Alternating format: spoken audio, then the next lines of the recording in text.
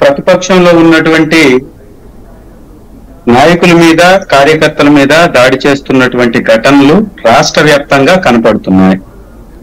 ఇవి తెలుగుదేశం పార్టీని సపోర్ట్ చేసేటటువంటి కొన్ని పేపర్లలో ఏదో తెలుగుదేశం వారి మీద దాడి చేస్తున్నట్టుగా వారి కొన్ని కథనాలని వండి వార్చి వడ్డిస్తున్నారు.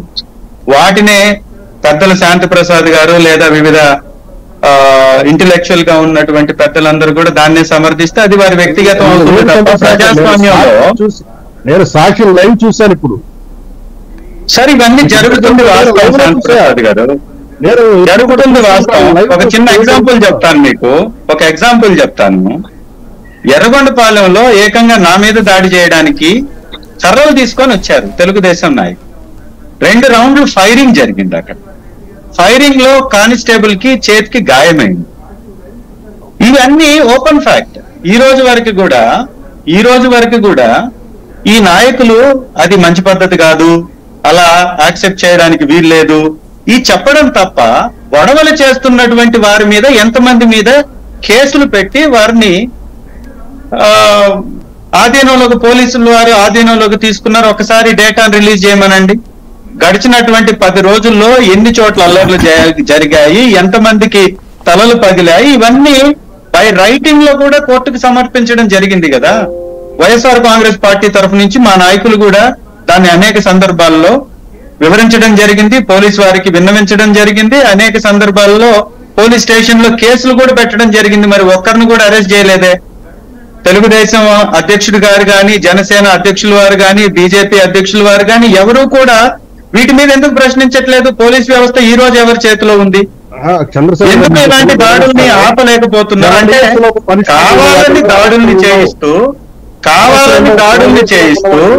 దాడుల్ని ప్రోత్సహిస్తూ క్యాడర్ ని ఉత్తేజపరిచే దానిలో భాగంగా ఈ దాడుల్ని ప్రోత్సహిస్తూ మళ్ళీ మీడియా ముందుకు వచ్చేసి ఉచిత సలహాలు ఇవ్వడం తప్ప ఏమన్నా పని జరుగుతుందా?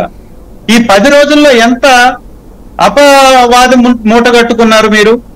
ఎంత అపవాది, ఎంత మంది మీద దాడులు చేశారు? ఇదంతా కనపడుతుంది. సాక్షి పేపర్నో లేదా సాక్షి టీవీనో బ్యాన్ చేసినంత మాత్రాన ప్రజాస్వామ్యాన్ని కూనీ చేయలేరు కదా మీరు. ఇవాళ చూడండి, మీరు నిజంగా తప్పు చేయకపోతే ఒక టీవీ9 ని లేదా ఎన్టీవీని, సాక్షిని కొన్ని చోట్ల ఎందుకు ప్రచారాలని ఆపివేశారు? మీ ప్రభుత్వం రాకముందే, కొలువు తీరక ముందే ఎందుకు ఈ అణిచివేచే ధోరణి ఎందుకు? గత 5 సంవత్సరాల్లో వైఎస్ఆర్ కాంగ్రెస్ పార్టీలో మీ ఛానల్స్ నిత్యం విషయాన్ని చిమ్మాయి, ప్రజల మీద నిత్యం అబద్ధాలను వల్లించాయి, నిత్యం వైఎస్ఆర్ కాంగ్రెస్ పార్టీ ప్రభుత్వం మీద ఒక అబద్ధాలను ప్రచారం చేశారు. అయినా ఎక్కడ ఇలాంటి దాడులు జరగలేదు కదా. సాక్షిని దాడి చేశారు, చాలా ప్రాంతాల్లో సాక్షి రావట్లేదు, ప్రచారాలని ఆపివేశారు. కారణం ఏంటి? చంద్రశేఖర్ గారు, ఆంధ్రజ్యోతి, టీవీ5, ఈటీవీలని మీరు